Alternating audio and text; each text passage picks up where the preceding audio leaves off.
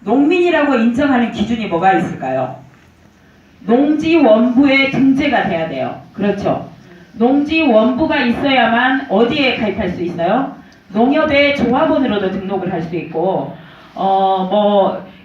농업과 관련해서 어떤 사업을 하려고 해도 농지원부가 있어야 됩니다. 거기다가 또 하나 더, 농민이라는 걸 증명할 수 있는 게 뭐가 있죠? 농업경영체 등록을 합니다. 그래서 매년 이장이 방송을 하죠. 매년 연초가 되면 2월, 3월이 되면 이장이 방송을 합니다. 농업경영체 등록을 해야 하니 마을회관으로 나오시다가 등록하실 수 있는 서류 다 가지고 가서 새롭게 작성하십시오 하고 하죠. 그 경영체 등록을 하는데 그 경영체에 경영주가 있어요. 경영주가 있어요. 이 경영주는 누굴까요? 우리나라에서? 남편이에요. 다. 너무나 당연하게 남편은 경영주로 들어가 있습니다. 그러면 나는 뭘까요? 나는 그 경영체 등록 원부에 나는 무엇으로 등록이 돼 있을까요? 가족 종사자입니다. 종사자. 그런데 농사를 짓는 걸 한번 볼까요? 남편만 농사 짓습니까? 아니에요. 사실은 농사를 짓는데 들어가는 시간 계산을 한번 해보실래요? 아침에 일어날 때부터 한번 생각을 해봅시다. 새벽녘에 잠이 딱 깨요. 이부자리에 누웠는데 잠이 깨면서 생각을 하시죠. 오늘은 뭐라고 이렇게 머릿속으로 딱 계획을 세우시죠. 그러면서 잠이 깨자마자 빨리 하는 분들은 빨래를 세탁기에 넣었을 수 있어요. 아니면 밥을 안 치고 아침을 챙기시죠. 아침을 챙겨서 같이 남편하고 밥을 먹고 그 다음에 어디로 갑니까? 들판으로 가시죠. 들판에 가시면 새참을 누가 챙기시죠? 새참도 내가 챙깁니다. 새참 챙겨 먹고 점심때가 됐어요. 점심때 들어와서 또 집에 들어오면 누가 밥을 하죠? 여성 농민인 내가 합니다. 점심때 들어오면 남편은 뭐 하십니까? 소파에 다 가거나 아래쪽에 가서 리모컨 누르고 계시죠? 그리고 오후가 됐어요. 점심을 먹고 또 들판으로 나갑니다. 같이 일을 해요. 그리고 새참 좀 내가 챙겨요. 들어왔어요. 들어와서 나는 또 밥하고 설거지하고 빨래 아침에 널어놨던 거 개서 해야 되고 그리고 방 청소해야 되고 그 시간에 또 남편은 뭐합니까? 더운 여름에는 나는 목욕탕으로 먼저 갑니까? 주방으로 먼저 갑니까? 주방으로 먼저 들어가죠. 근데 남편은 그 시간에 뭐합니까?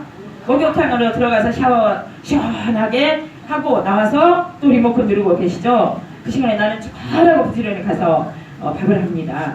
이렇게 봤더니 이 정부가 통계 조사를 했어요. 조사를 해봤어요. 조사를 해봤더니 정말 농촌 지역에 사는 농민들이 남성 농민보다 여성 농민들이 노동시간이 더 많더라.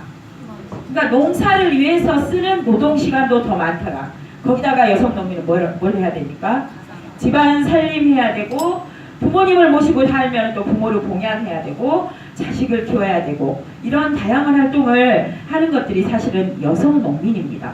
그래서 통계적으로 봐도 여성 농민이 농사 일에 종사하는 시간이 남성들보다 몇 시간 더 많습니다. 그럴 수밖에 없는 게 여기다 또 뭐가 있습니까? 요새는 농사만 지어서 됩니까?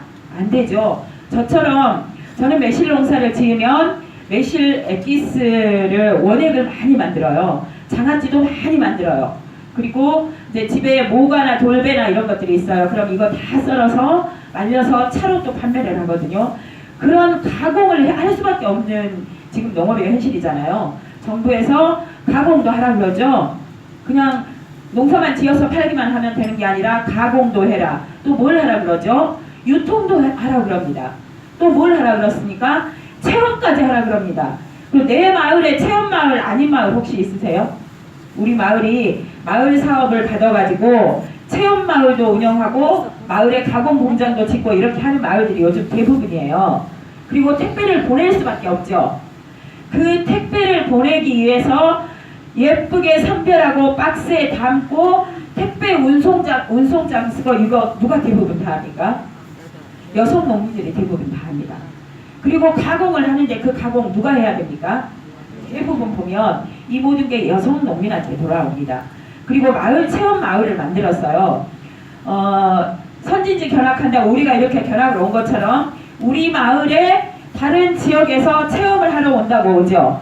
그러면 그 체험 마을 오시는 분들 식사도 해줘야 되고 체험도 제공해야 되고 같이 진행도 해야 되죠. 그러면 손님 온다 그러면 마을 청소도 해야 되고 그거 또 다 누가 합니까? 여성 농민들이 합니다. 이렇게 볼 때 나는 뭐예요? 남편만 농민인가요? 아니죠. 나는 여성 농민입니다. 여성 농민이에요. 당당한 여성 농민임에도 불구하고 농민으로서의 권리를 인정받지 못하고 살았습니다. 그래서 이 권리를 인정받지 못함으로 단적으로 어떤 것을 들 수가 있냐면요. 남편하고 나하고 둘이 가다가 이건 좀 만약의 상황입니다. 사고가 났어요. 사고가 났습니다. 그러면 남편은 직업적인 권리가 농민이기 때문에 농민이라는 그 기준에 준해서 보상 기준이 정해집니다. 보상 기준이 정해져요. 보험회사나 이런 데서 보상을 받을 때요. 근데 나는 뭐예요? 직장인이 아니에요. 그냥 가정주부예요. 가정주부는 보상 기준으로 볼 때 우리 사회에서 가장 낮은 보상 기준이에요. 왜? 내가 소득을 증명할 방법이 없는 거예요. 그래서 이제는 여성 농민도 당당하게 무엇으로 인정을 받아야 된다? 직업적인 권리를 갖고 있는 농민이라고 인정을 받아야 된다. 이 주장을 우리 전여롱이 몇 년 동안 했냐면요. 30년 동안 해왔습니다. 30년 동안. 여러분들이 속해 있는 전국 여성 농민의 총연합이 만들어진 것이 바로 29년 전입니다. 1989년에 만들어졌어요. 1989년에 만들어져서 이제 올해까지 오니까 딱 29년이죠. 내년이 되면 30년이 되는 해예요. 그래서 30년 동안 줄곧 외쳐왔던 것이 여성 농민들도 당당한 농민이다. 농민으로서의 권리를 인정받아야 된다. 이 주장을 하면서 다양한 사업을 펼쳐냈습니다.